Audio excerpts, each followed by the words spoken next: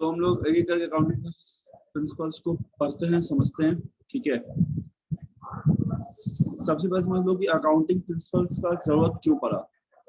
What was the need to have accounting principles, accounting principles का क्या need पड़ा। ठीक है, तो अकाउंटेंसी जब एज ए सब्जेक्ट मार्केट में आया था ना, ठीक है, तो इसमें एक यूनिफॉर्मिटी बनाने के लिए कि सब कोई एक तरह से सामान्य तरीके से अकाउंट्स बनाए, उसके लिए हमको अकाउंटिंग प्रिंसिपल्स का यूज था। ठीक है, कि मतलब कुछ ऐसा सर्टेन लॉ हो, रूल हो जो हर कोई फॉलो करे। ठीक है ना, मतलब किसी का अकाउंट डिफर नहीं करे कि अगर मान लो कोई वेजेस को डेबिट कर रहा है, कोई क्रेडिट कर रहा है, तो फिर दिक्कत हो जाएगा। ठीक ना, मतलब जो भी अकाउंट्स बन रहा है वो एक जनरली एक्सेप्टेड हो, मतलब सबको इसको माने, क्योंकि अकाउंट्स है सब्जेक्ट बाद में इंट्रोड्यूस हुआ, काफी बाद में आया। ठीक है, तो इसके रूल्स और रेगुलेशंस चाहिए थे कि सर आखिर सब्जेक्ट को पढ़ेंगे कैसे, इस लैंग्वेज को सीखेंगे कैसे हम लोग। ठीक है, तो वो जानने के लिए प्रिंसिपल जो होता है ना, वो एक इम्पोर्टेंट रोल प्ले करता है। ठीक है, अब अपने इंडिया में जो है वो ICAI, institute of chartered accountant of India, वो अकाउंटिंग प्रिंसिपल और अकाउंटिंग स्टैंडर्ड्स को इशू करता है। ठीक है, तो अकाउंटिंग प्रिंसिपल्स का मतलब हो जाएगा ये जनरली एक्सेप्टेड प्रिंसिपल्स है जो कि नॉर्मली अकाउंटेंसी में यूज किया जाता है। क्यों यूज किया जाता है सर? ताकि सबका अकाउंट्स एक समान रहे, कोई ज्यादा डिफरेंस नहीं है किसी के अकाउंट्स में। ठीक है, इसलिए हम लोग अकाउंटिंग प्रिंसिपल्स को यूज करते हैं। ठीक, तो सबसे पहले था कि सर कितना प्रिंसिपल है, तो कुल मिला के 14 प्रिंसिपल, आई थिंक 14 ही है ना, तो बताओ। Yes yes sir. ठीक है, उसमें से कुछ बेसिक अकाउंटिंग एजम्पशंस है। बेसिक अकाउंटिंग एजम्पशन का मतलब क्या हो गया सर, कि जब आप अकाउंट्स बना रहे हो तो अगर कोई भी आपका अकाउंट्स चेक करने आ रहा है, ठीक है, तो वो मान के चलता है कि कम से कम ये 3 प्रिंसिपल या ये 3 कॉन्सेप्ट आपने तो अपने अकाउंट्स में लगाया ही लगाया होगा। ठीक है, मतलब अगर कोई बुक्स ऑफ अकाउंट्स बना रहा है तो इसके बिना वो अकाउंट्स नहीं बना सकता है। तो right 3 basic accounting assumptions, 3 basic accounting assumptions.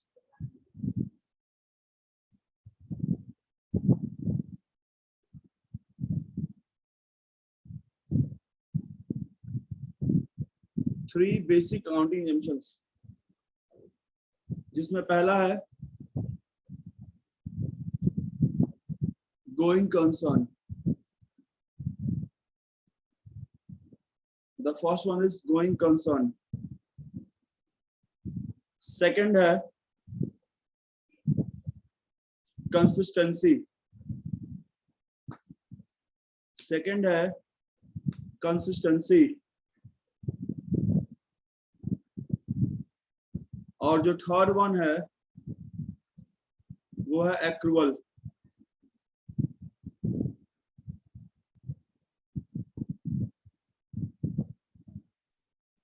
मतलब पहला हो गया गोइंग कंसर्न, दूसरा हो गया कंसिस्टेंसी और तीसरा हो गया एक्रूअल। ठीक है, अब ये गोइंग कंसर्न का मतलब क्या होता है समझना। गोइंग कंसर्न का मतलब क्या होता है ना, कि कोई भी बिजनेस जब स्टार्ट हुआ है तो वो नियर फ्यूचर में एंड नहीं करेगा। मतलब सर कम से कम 4 साल 5 साल 6 साल 7 साल वो कंटिन्यू करेगा, तभी उसका बुक्स ऑफ अकाउंट बनता है, तभी भी किसी भी बिजनेस का बैलेंस शीट प्रिपेयर होता है। ठीक है, अगर उसके गोइंग कंसर्न पे डाउट है तो उस बिजनेस का बुक्स ऑफ अकाउंट्स नहीं बनेगा सर। ठीक है, जैसे फॉर एग्जांपल ले लो, फिक्स एसेट्स का बिजनेस में क्या काम है, कोई बताओ। What is the use of fix asset in a business? Any one of you?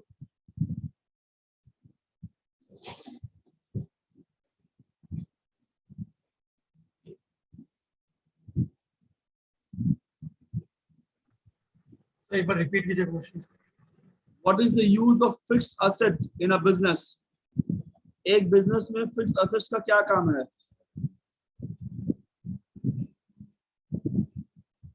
Production of foods. Production of goods, ठीक है, और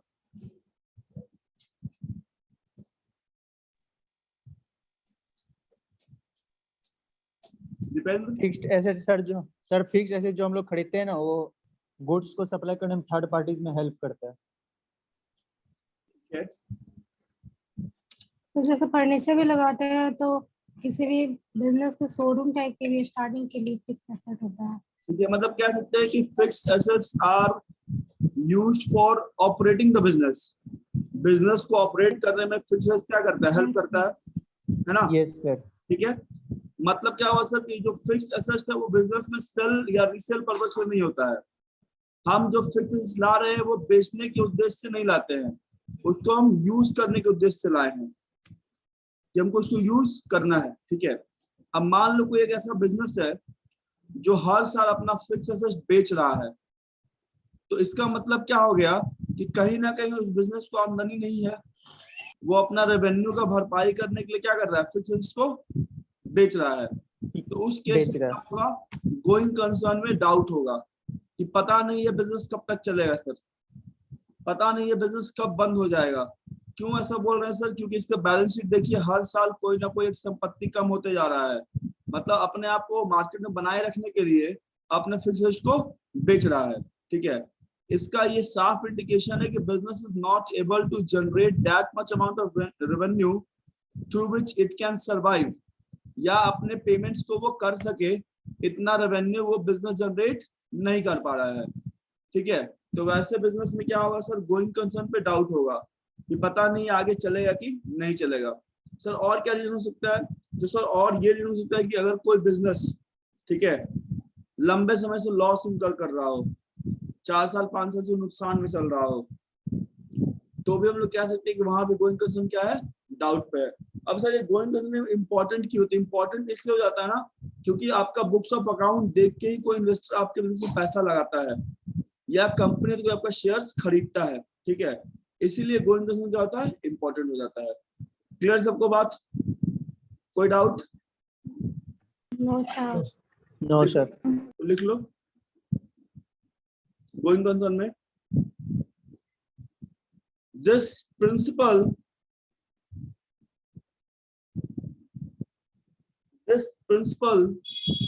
या this assumption states that the business will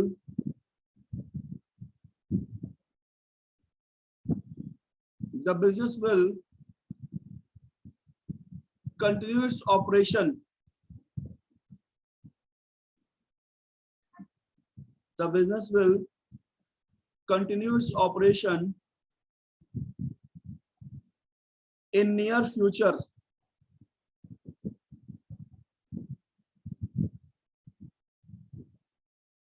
In near future. This assumption states that the business will continue its operation in near future.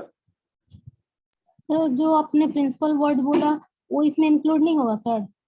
लिख लो, principal का ही part है sir, ठीक है, but principal में assumption है, प्रिंसिपल assumption होता है, convention होता है, तो ये assumption है।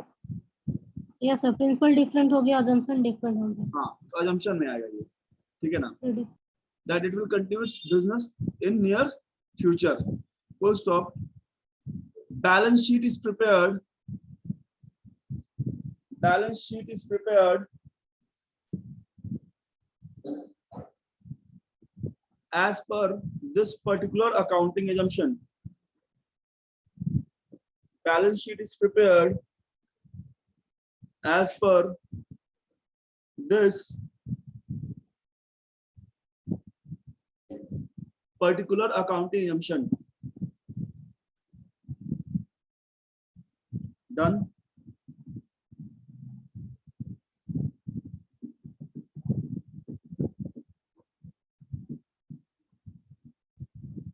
नेक्स्ट क्या है,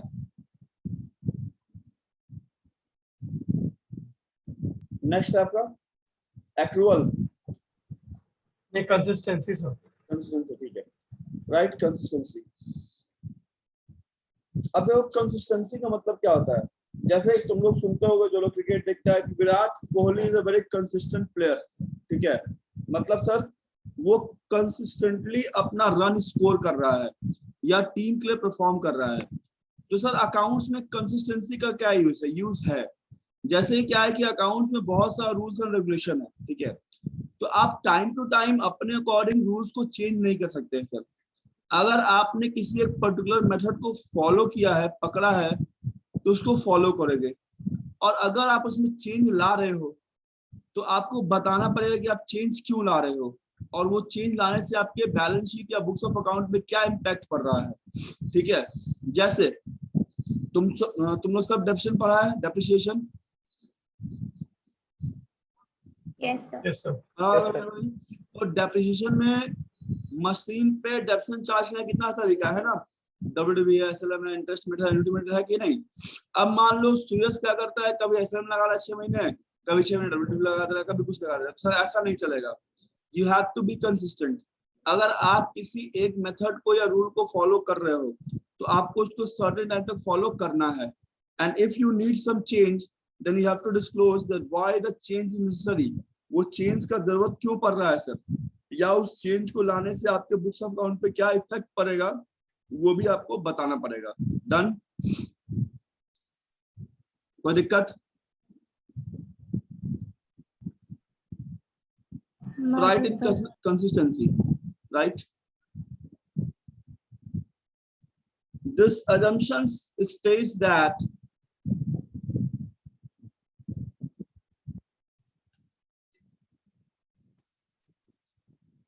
this assumption states that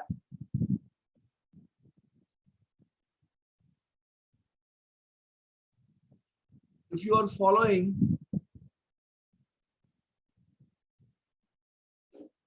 certain rules, Sir, repeat कीजिएगा sir. this assumption states that if you are following certain rules and regulation, it must be followed. It must be followed. Certain rules or regulation. It must be followed constantly.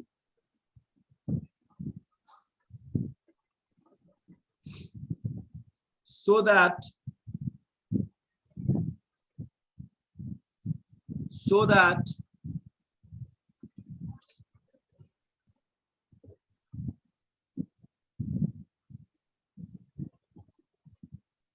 it become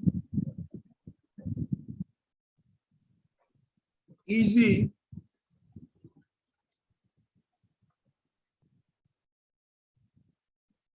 to compare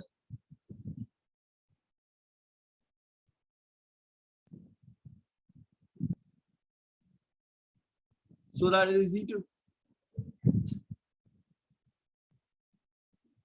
so that it become easy to compare. Sir आपका आवाज clear नहीं आ रहा है sir. और सब नहीं जा रहा है क्या? आ रहा है सर। आ रहा है sir. एक बार चेक कर भाई। हाँ तो बताया so that it becomes easy to compare the books of account for the different year।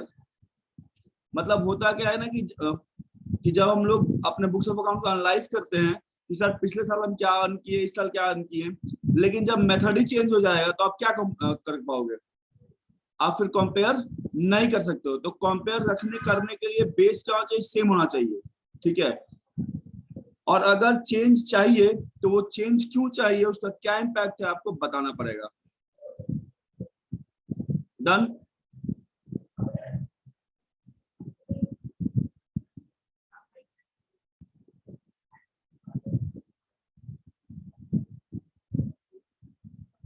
Yes, sir. Done. Next क्या है, एक्रूअल।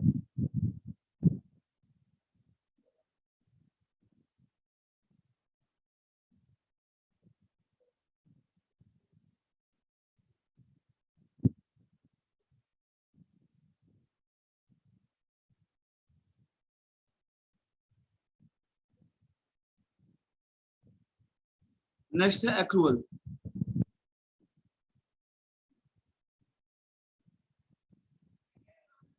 अब देखो एक्रूअल मतलब क्या होता है।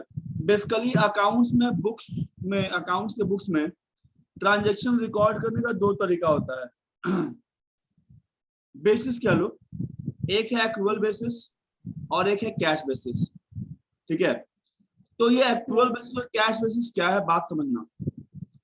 कैश बेसिस कहता है ना कि सर आप अकाउंट्स में केवल वैसा ही ट्रांजेक्शन रिकॉर्ड करो जो सर कैश में हो, मतलब सिर्फ नगद वाला, उधार से कोई मतलब नहीं है। लेकिन भैया जब आप बिजनेस कर रहे हो तो जरूरी नहीं कि सब कुछ कैश में ही हो।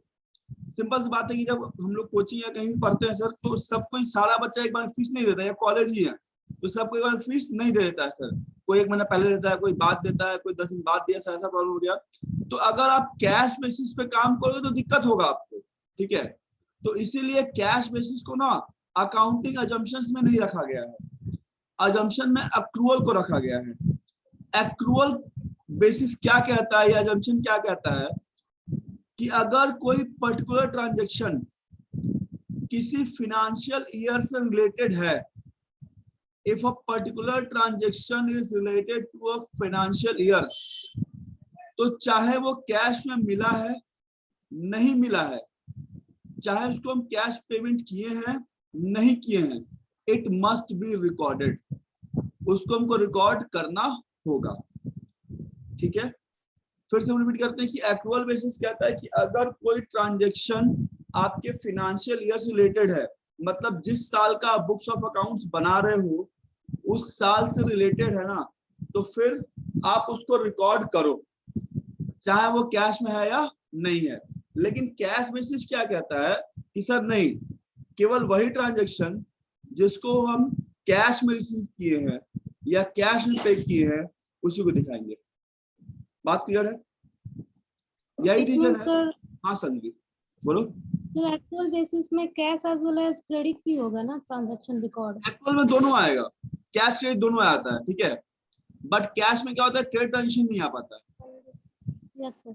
तो हम लोग जितना भी बुक्स ऑफ अकाउंट बनाते हैं ना, वो सारा एक्रूअल में बनता है, एक्सेप्ट, हम पूछे भी थे वाइवा में, except cash account, bank account या कैश फ्लो स्टेटमेंट जो है, ये सब कैश बेसिस पे बनता है। बाद बाकी जितना भी हो, ट्रेडिंग हो, प्रॉफिट लॉस अकाउंट हो, तुम्हारा फिर किसी का पर्सनल अकाउंट हो, वो सारा कुछ किस पे बनता है, एक्रूअल बेसिस पर। क्लियर है बात? क्लियर सबको? Yes sir. चलो तो लिखो, this assumption states that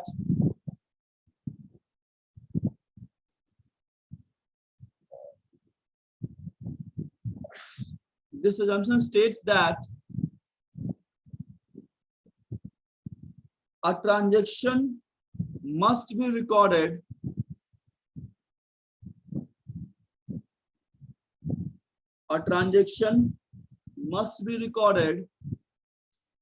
in the books of accounts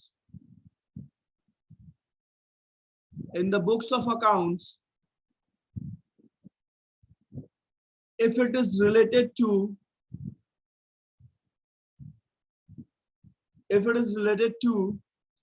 the financial year, if it is related to the financial year for which accounts are being prepared,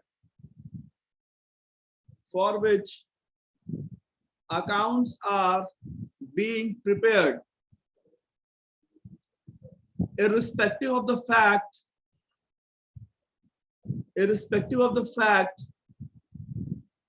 that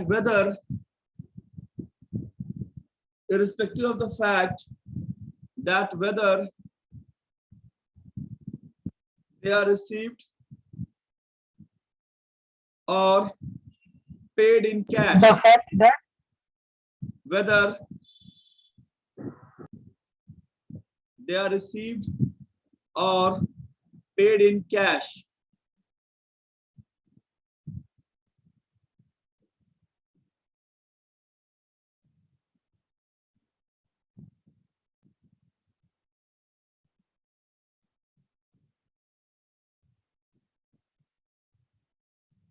Done? अब एक बार एक तीनों को पढ़ लीजिए।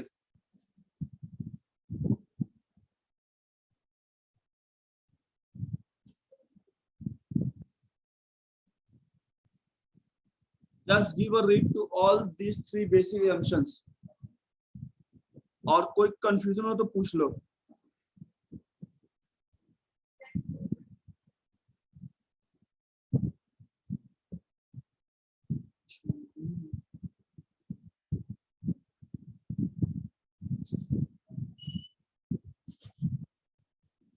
तो कंसिस्टेंसी को एक बार और एक्सप्लेन कर दीजिए। कंसिस्टेंसी मतलब क्या है? संजली समझो.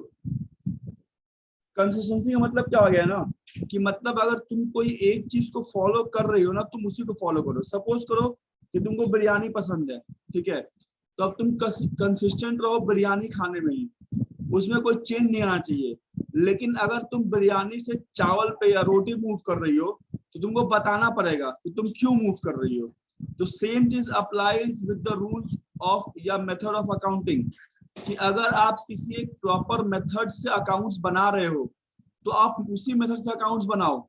ऐसा क्यों होगा? ताकि जब अकाउंटेंट आएगा या जब आप ही अपने बुक्स ऑफ अकाउंट को कंपेयर करोगे ना बैलेंस शीट को कि लास्ट ईयर क्या था, इस ईयर क्या हो रहा है, तो आपको ईज होगा.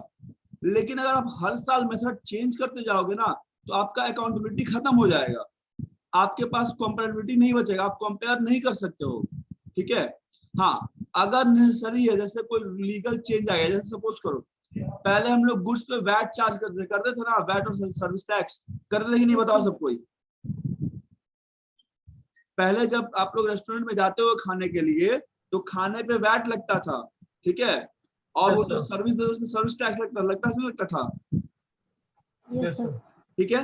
लेकिन अब क्या हुआ सर, अब वो दोनों चीज खत्म हुए, क्या आ गया, जीएसटी आ गया.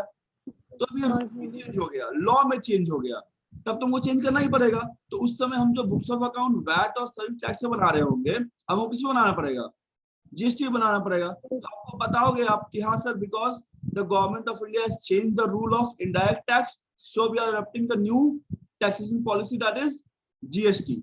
और वो करने से बुक्स ऑफ अकाउंट पे ये इम्पैक्ट आएगा. देखो थियोरेटिकली क्या कहता है ना कि आप जो बुक्स ऑफ अकाउंट बनाते हो वो आप अपने लिए नहीं बना रहे हो. ठीक है, मतलब आपका बुक्स ऑफ अकाउंट आपका शेयर होल्डर, आपका जो कंपनी का इन्वेस्टर है वो देखेगा. अब सीधी से एक बात समझो कि मान लो रिलायंस कंपनी है, तो रिलायंस कंपनी के ऐसे भी शेयर होल्डर होंगे जिनको अकाउंट को कोई नॉलेज नहीं होगा. हो सकता है कि नहीं हो सकता है? जरूरी थोड़ी है कि सबको जो पैसा लगा है उसको अकाउंट्स आता ही है कि नहीं? बताओ जल्दी. यस सर, माइट पॉसिबिलिटीज है। हो सकता है. ठीक है, तो जिन लोगों को अकाउंट्स पढ़ना है उनको यही जानना है ना कि कंपनी कितना प्रॉफिट में कितना लॉस में है. ठीक है, तो आप अपने बुक्स ऑफ अकाउंट को ऐसे प्रिपेयर करना है, उसमें आपको इंफॉर्मेशन इतना देना है कि एक जो कॉमन लेमैन है वो भी चीजों को समझ के आप में इन्वेस्टमेंट कर सके. ठीक है, आप कोई दिक्कत? Got it sir.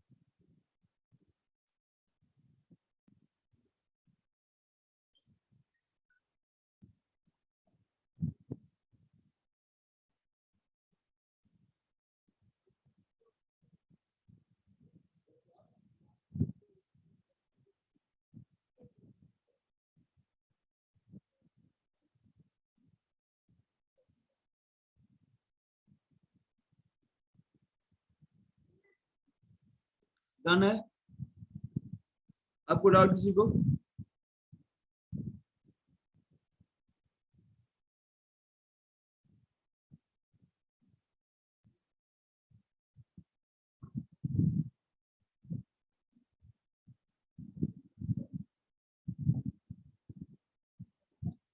और कोई डाउट? No sir.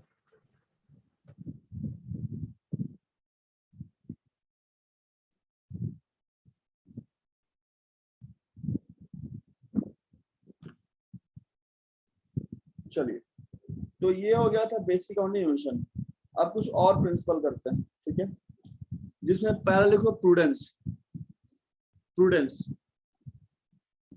या उसका दूसरा नाम है कंजर्वेटिज्म।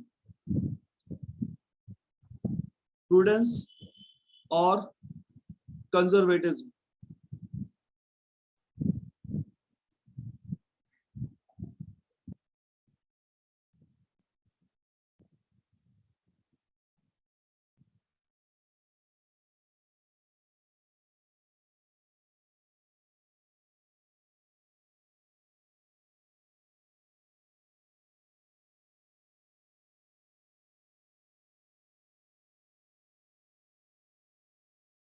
देखो कंजर्वेटिज्म क्या होता है, ठीक है। कंजर्वेटिज्म का जो हिंदी मीनिंग उसको बोलते हैं रूढ़िवादी, ठीक है। मतलब जो पुराने ख्यालात का है, ठीक है, इसका सोच संकुचित है। बट अकाउंट्स में ऐसा नहीं है। अकाउंट में जो कंजर्वेटिज्म है ना, या जिसका सोच थोड़ा पुराना है, वो बचा रहेगा। किसी से सर? नुकसान से। कैसे सर? अब बात को समझना जा रहा है। किसका एग्जांपल है? दिव्या का एग्जांपल लेते हैं। Divya, Yes, sir. चलो दिव्या एग्जांपल लेते हैं। दिव्या का फोन आया। Yes, sir.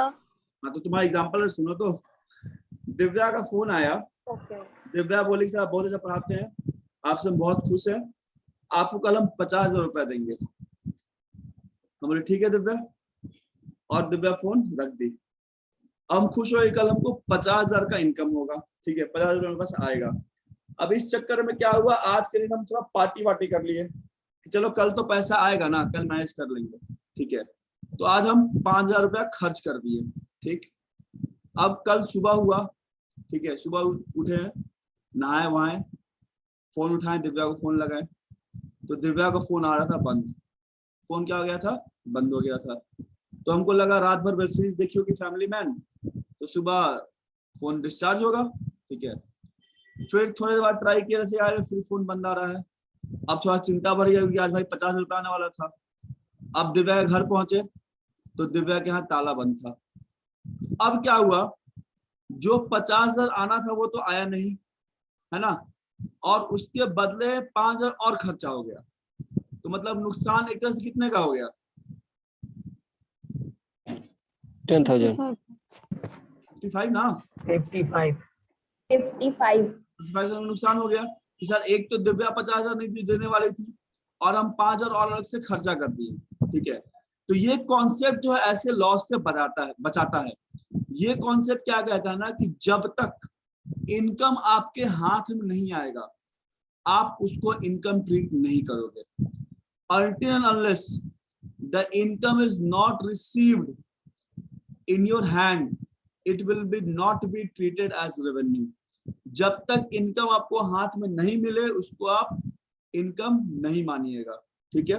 लेकिन अगर आपको लगता है कि भविष्य में कोई नुकसान हो सकता है, कोई लॉस हो सकता है, कोई खर्चा करना पड़ सकता है, तो आप उसके लिए पहले से प्रोविजन बना लीजिए।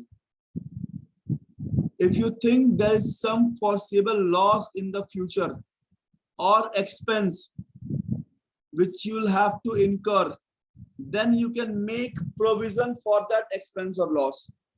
तब उस आप एक्सपेंस या लॉस के लिए प्रोविजन बना सकते हैं। बात समझ में आया? तो अकाउंट में जितना प्रोविजन बनता है, चाहे वो प्रोविजन फॉर टैक्स हो, चाहे वो प्रोविजन फॉर डाउटफुल डेब्ट हो, वो सब बनता है बिकॉज ऑफ प्रूडेंस कॉन्सेप्ट, ठीक है। तो ये कॉन्सेप्ट में दो बात है। पहला बात है कि आपको फ्यूचर इनकम को रिकॉर्ड नहीं करना है जब तक कि वो इनकम रिसीव ना हो जाए। दूसरा बात ये है कि आप फ्यूचर एक्सपेंस, अगर आपको लगता है कि फ्यूचर एक्सपेंस हो सकता है, तो आप उसको रिकॉर्ड कर सकते हैं by the way of creating provision. Clear हुआ सबको बात? ये Yes, sir. तो लिखिए, this principle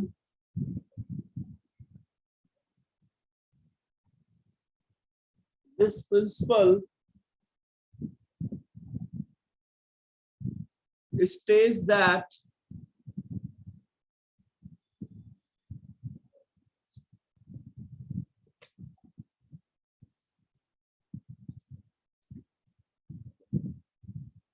this principle states that if there is certain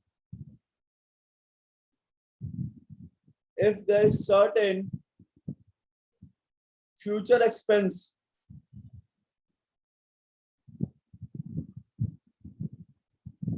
or loss, then it could be recorded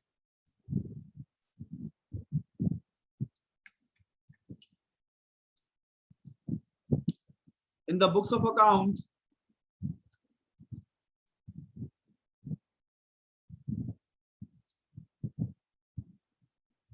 by creating provisions.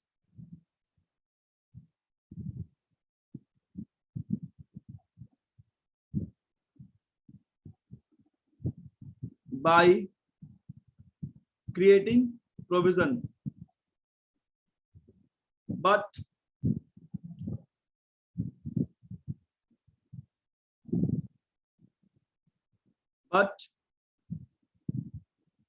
no future income will be recorded. No future income will be recorded unless and until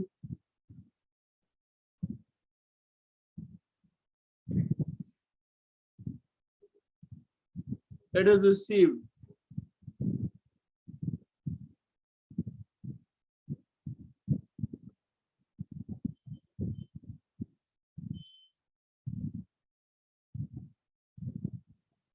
sir unless and until एक साथ use होता है. It is received. It is received.